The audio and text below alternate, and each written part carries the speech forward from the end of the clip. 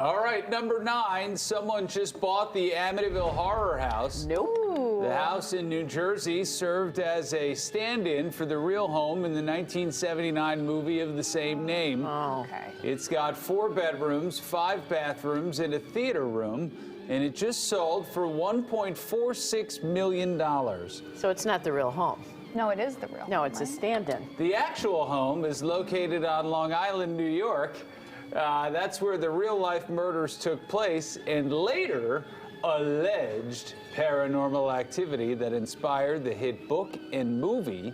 That one last sold in 2017. This is, So it's just a house. it's just a house where they filmed some stuff inside. It's Yeah. not the...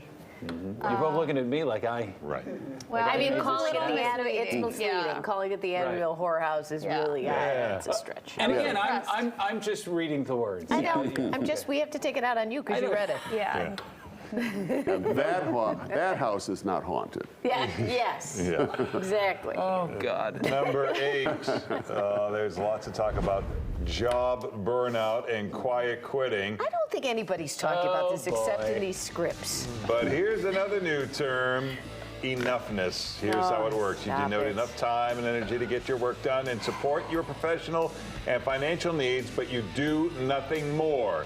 You don't take it home with you, Robin. Leave the work here at the station. I will, Larry. You know, don't let it control your life. Don't let it suck up all of your physical and emotional energy. You have to ask yourself, what's enough for me? Yeah. Yeah. So stop texting us at 8 o'clock with all of your ideas. Yeah. If you find yourself having to do more than that, it's time to quit, Robin. It's a good thing. You're just doing enough to get by. That's my Well goal. done. I might have been the trendsetter on Yeah, that I one. think so. I should be the poster child. See, and you were saying nobody's talking about this besides the scripts, but Right. I just, when they give it these weird catchphrases Yeah. that no one's saying. that's all know. you were missing, all these. Yeah. Anyway. All right, number 7, this is pretty cool. It's a robot cafe in Japan for workers with limited mobility. It's called Dawn. The waiters are robots, but the person controlling that robot may be someone in a wheelchair who works the computer with his or her mouth, or perhaps it's a person who's bedridden but capable of making these decisions and operating the robot's controls. Yeah, so at Dawn, the robot greets each table, takes the order, serves the food, and cleans up. The CEO of the Robot Lab says the machines create and share opportunity for those who want to work but can't due to their medical or physical conditions. Wow. Pretty cool. Wow. All right, number 6. Here is a quick nature video featuring a spider. Oh, boy.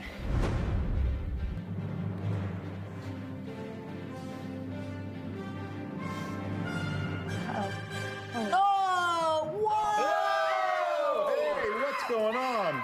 They lured us in with the spider, Yeah. and you think it's a spider on a rock, Wow. and then the bird. Nature. Oh! Wow. And did the spider get away?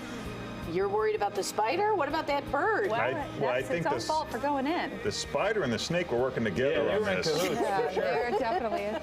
My good use of cahoots, Patrick. Yeah, no, I saw this in a Disney movie. It's called Spider and the Snake. They're in cahoots, see? The dame, she had a skirt on. Oh, boy. The freeze frame at the end? That's a poster right there. Wow, that's a bad day. Oh, man. Thankfully, it's their last day. Number 5, if your house is cluttered, it's time to get serious. We're talking Swedish death cleaning. It was made popular by a woman named Margareta Magnusson. She is in her 80s now. Her idea is to get rid of all your stuff so you don't leave a lot of junk behind when you die. Magnusson says ridding your life of excess junk is the key to healthy living. Her book is called The Swedish Art of Aging Exuberantly, Life, Wisdom from Someone Who Will Probably Die Before You. That's a snappy title. Yeah. We do have a lot of stuff, That you know? you'll leave behind. That you'll yeah. lay, that you're... Do you know Paul Conrad says this? several times in the Weather Center, he's like, why am I going to have boxes of pictures? Then I'm going to die. My kids are going to be like, what am I supposed to do with all these pictures? Yeah. I don't want them. Then he gets that high-pitched voice, and he's like, they're pictures. And he goes on about how you got to get rid of all your stuff. Wow, that Pictures. sounds. He doesn't even want pictures. No, he does not want them. I gotta say that sounds pretty on brand. For Yeah. Paul.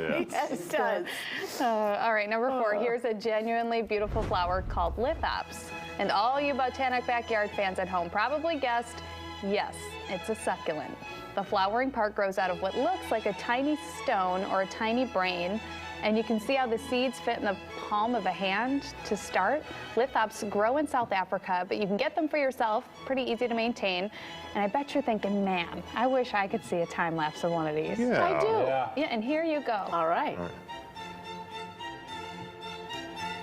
Now, how long does this It doesn't take feel in like real a time lapse. I don't know. This Yeah. feels. Come on, faster. You're boring me, nature. So we don't know how long this takes? Yeah, sorry, I'm just reading the scripts like Pat. Come on. Come on, where's the snake? Oh, This is 7 weeks. Oh, that did get exciting. Oh, It's teasing us. Oh, I guess. All right, there it is. There we go. I'm impressed. All right. Number 3, another one from the Twitter account, Regional American Foods. Have we shown a lot from Regional American Foods? Sure. Ew. From Southern Maryland, this is stuffed ham. It's been around for 200 years. First, you get yourself a corned ham, which just means it's brined in salt instead of smoked. You mix up some cabbage, kale, and onions and spices. You cut slits all over the ham and fill those slits with the stuffing. And then you'll have to tie it up tight with a string and put some more of that stuffing mix on the outside. You cook it for 5 hours. People in St. Mary's County, Maryland swear it's the best. Didn't you just say, what have the people of Maryland done for us? Right there. And this would be number 1. But it sucks. Nobody wants to eat that. Thanks for nothing, Maryland. Number Where's 2. your answer about Maryland? Maryland. It's going to be a new list. Number 2, there's an interesting neurological condition in which people who can hear colors or taste words. What happens is the origin of one sense triggers the other. When sensory input is cross-wired, it's called synesthesia. Sure. So a sound can activate a vision center. Reading printed words might elicit an aroma.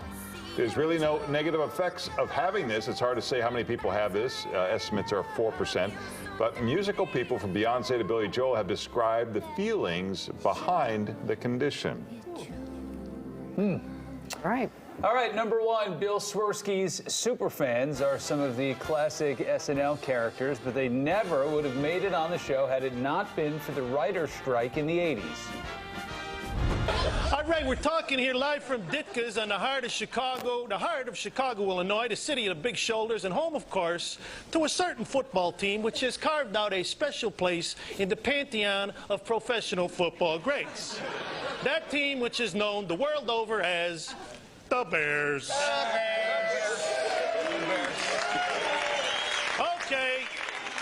Okay, by my watch, we're about 13 minutes from game time. As you're, I'm sure, aware, the Bears are getting ready for their big playoff against the New York Giants. The Bears are 7-point underdogs, but don't count them out. Now let's go around the room for some predictions. Pat? The Bears, 62-3. Okay, Todd? Bears, 79-zip. Oh, really? You don't think that the Giants will score? No, I do not. The Bears' defense is like a wall. You can't go through them. All right, how about you, Carl? I say Bears 52-14. Oh, what? Come on! I'm sorry. I got to give the Giants credit. I think they'll give the Bears a game. All right, leave him alone. That's his prerogative. As for my prediction, at game's end, at the game's end, there will be 2 teams of contrasting moods heading off the field, my friends. One glum, one gleeful. The gleeful of which being... Rob Smigel came up with the characters in the early 80s when he moved to Chicago. He saw lots of these guys at sporting events. He brought them up to one of his improv pals. That pal, Bob Odenkirk. They both ended up as writers at SNL, and during during the writer's strike in 1988. They went back to Chicago and they did some loose sketches centered around the Bears guys. The first Superfan sketch premiered on SNL when Chicago native Joe Mantegna hosted the show in 1991. And from there, those guys became fan favorites. I didn't realize it was so long after the Super Bowl. I didn't don't know either. if you knew that we won the Super Bowl in What year? 85 Bears. 85, that's right. Yeah, I I don't thought it know was if you knew that. 82. Yeah. But wow, that was like 6 years later. Who figured? And there it is. I did not. Nope. That they won the Super Bowl? No, I did not. We never mentioned it. I don't know. Yeah. No video Neither did they. ever. No,